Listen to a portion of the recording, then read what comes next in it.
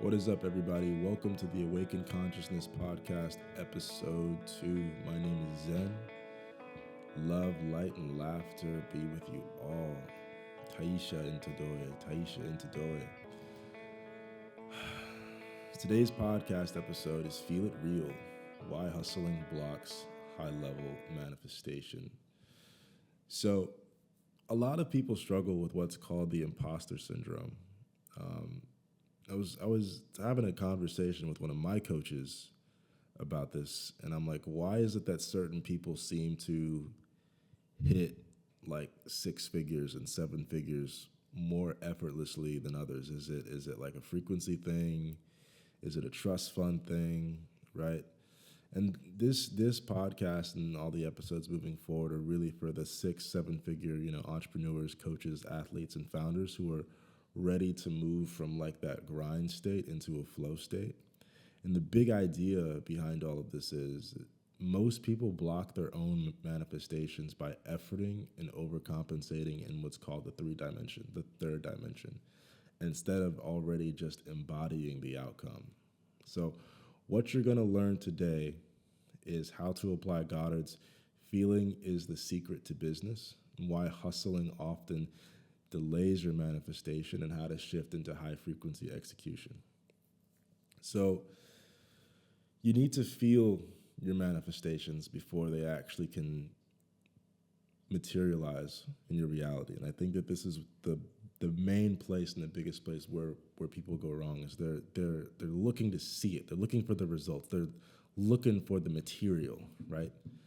They want to feel it in their hands. They want to taste it and smell it.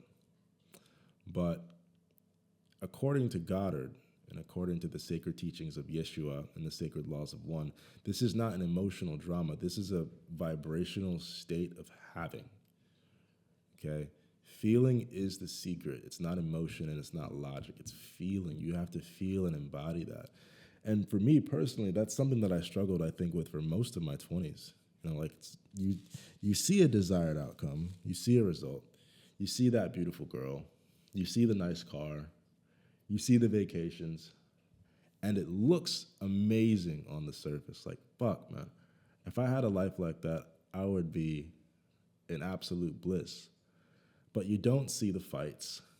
You don't see the headaches. You don't see the emails. You don't see the stress. Sometimes you don't even see the lawsuits, right? So I want to clarify emotional reactivity versus embodied conviction. Sometimes what you see isn't the vibrational state that's being presented to you in the reality. Like, being mad at results is not the same from living in certainty. Feeling is the language of the subconscious mind, and it doesn't respond to words, it responds to states. Now, words can help get you into certain states. But this is just the language of the universe, right? Everything is frequency, everything is vibration. And the subconscious mind drives 95% of all daily action, and it's programmed by repeated and felt experience, okay?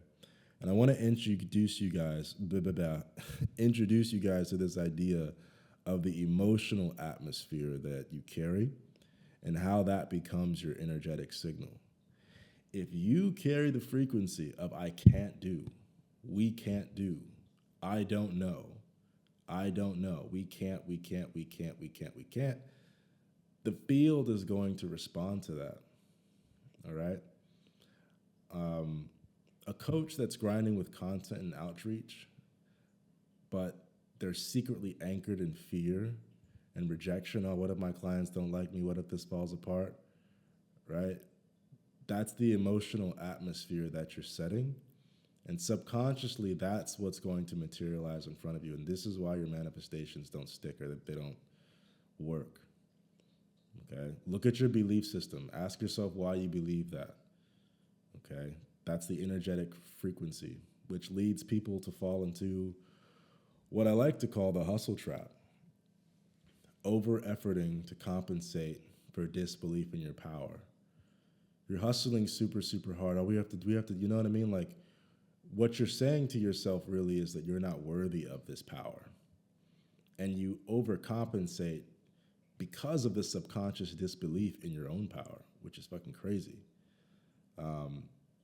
There's this law by Wadi, and it's one of the sacred laws of one. It's called the law of reversed effort, which is like the harder you try, the more signal you emit that says, "I don't have it." I'll say that. I'll say that again because that's kind of like a mind fuck. The harder you try, the more your electromagnetic field and your emotional atmosphere vibrates in the state of, "I don't have it." The harder you try. I'm not saying you don't need to try, right? Because hustle actually can stem from lack of identity. If it says, "If I do more, I'll eventually be worthy."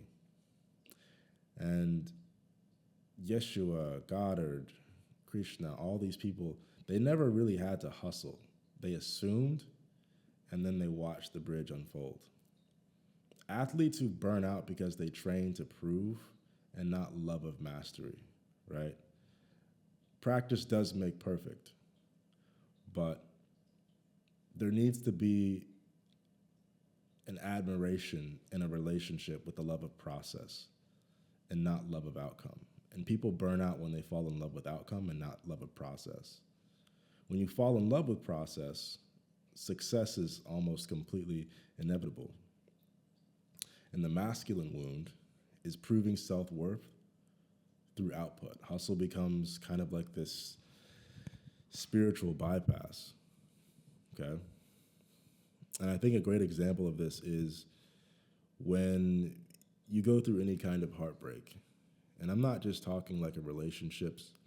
I'm talking about just in life. You know, getting laid off from a job or fired is actually a form of heartbreak. You know, being cheated on, kicked out the house. Heartbreak actually comes in many forms. A betrayal, you know, an overpriced water bill. But if I want to tie in something that Yeshua said, Yeshua being Jesus Christ, his real name was Yeshua, we call him Yeshua. Ask believing you have received. Asking from lack equals a delay. Asking from having equals speed. Hustle is control. Faith is the surrender. And if you want to really exist in flow state, you have to surrender, right? Part 3 is the science of feeling real. So oftentimes you're going to feel your manifestations before they actually materialize. And this is, I think, one of the most difficult things to do. And this is why when I do subconscious reprogramming, I think this is the part that requires the most work because you do have to reprogram your frequency, especially when everything around you, depending upon your environment, is trying to manipulate, distort, and control your frequency. So we bridge spirituality with neuroscience. We bring in concepts of neuroplasticity, right? Your brain adapts to dominant mental imagery. And then we introduce embodiment, which is your body believes what you feel, not what you say. Neville Goddard has this concept called SATs, and you're going to hear me post a lot about this. And then if you ever choose to hop on a call with me, or if you're inside the course, you're going to hear a lot about SATs as well, which is state akin to sleep. So this is one of Goddard's methods for impressing the subconscious mind. In order to rewire it and rework it and update that nervous system, we have to impress upon it. So right before you go to bed, you can loop a short, vivid scene that implies your wish is fulfilled. An example scene of this, almost like a movie scene, like a 1 minute, 30-second long scene from your favorite movie. Only this time you're in complete control of the scene. You're the director, you're the writer, you're the actor, right? And an example of a scene would be checking your Stripe account and smiling and seeing $100,000 just cleared this month. Your morning practice is what I like to call emotional calibration. You have to choose your emotional set point before the world offers you one, i.e., the news, your situationship, your parent. Maybe you have an annoying spouse, maybe you have a loving spouse. I don't know. All of you have a different situation. But that's your morning practice. It's emotional calibration. You need to choose your emotional set point before the world offers you one. Your evening practice is you replay the success you want to experience. So in the morning, you tune up your frequency, and in the evening, you're replaying the success that you want to experience. And you anchor this with a daily feeling loop, 3 minutes of imagining already being booked out in your calendar or fully funded. Boom, you did it. Spoken as it is stated, and so it is motherfucking done. Right? And I want to bring in some sacred laws here. If you haven't read The Sacred Laws of One, if you haven't read Voyagers 2 by Ashiana Dean, or the Ethiopian Bible, the Book of Timothy, any of these ancient sacred books, what I'm actually going to do is I'm going to link them in a description as a PDF files for you guys to actually download and really begin reading some of this ancient knowledge and wisdom. Because I can talk about it, it's like one thing, but to read it yourself and then to go about practicing the embodiment of it is a completely different thing. Yeshua taught what's called the law of assumption. He just spoke it out in parables, which is why people sometimes have a hard time understanding it, right? The kingdom is within you. The kingdom of God is within you. That state already exists inside. I think people like to anthropomorphize the kingdom of heaven as being an external place rather than being an internal vibration, because heaven doesn't exist in the third dimension. According to your faith, be it unto you. It's another thing that Yeshua said. Your internal belief shapes the outer, okay? You need to reframe miracles. They weren't magic. They were manifestations that were allied with what Goddard considers to be the mystical Christianity. You are the operant of power. You are the vine. We tie in the law of one is feeling is the signal that activates intelligent infinity. So instead of asking, you declare it. Shift from supplication to alignment. Invite the listener to reclaim Christ consciousness within business. Okay? And I'll go in on a little like personal journey, because for a long time I used to work at Netflix. I used to be an assistant, and after that I moved into the insurance business, which is a whole nother world of its own. Very stressful. I think to an extent more stressful than Netflix, because at least you knew a check was coming. And there were still plenty of rules and regulations, but insurance is like there's hella rules and regulations, but no safety net at all. You know, it's kind of like 1,000,001 ways to get fucked. But for me, it didn't matter how much money I made within the insurance field. Or even in Netflix, I mean, yeah, the check felt good, but it's like that feeling quickly faded away because I always wanted more. You know, you just want more and more and more and more and more and more. But it wasn't until I think much later on that I realized, oh no, this is about process. You know, the outcome, sure, I like the outcome being like, you know, you get $5,000 a month. It's good money. But the process of me having to go from the first of the month to the 30th of the month, how many headaches, how much pain, how much inconsistency, how much worry, fear, and doubt am I experiencing from May 1st to May 30th in order to secure that $5,000 that I know is coming at the end of the month? And that's from having a job. You introduce sales into that equation, and then you add in 1,000,001 compliance regulations.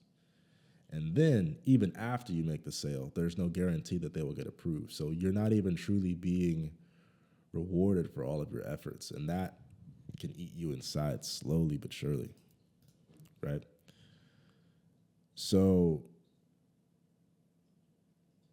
the trick is then, how do you fall in love with process? And this is what I want to leave you with, is pay attention to how you're feeling in your body when you're doing things. Really pay attention to your gut. And if you need help tracking these things, you can DM me Source on Instagram at the Soul Path Collective. And we'll send you a little worksheet that you can use to start practicing and getting into alignment with these things, right? Because you have to visualize in the evening, reprogram in the morning. I can't say this to you once and expect for you to be able to embody these things and start, seeing these things really materialize. It takes effort. I think that's probably the trickiest part about all this, is it does require effort. But you'll know when you're in a flow state, when it starts feeling effortless. What the fuck did I just say? Effortless, not effortless, effortless. That's how you know it's my bedtime. But feel it real, man. Feel it real. And hustling doesn't always work out for high-level manifestation. You need to feel it before it can become. And I leave you with that.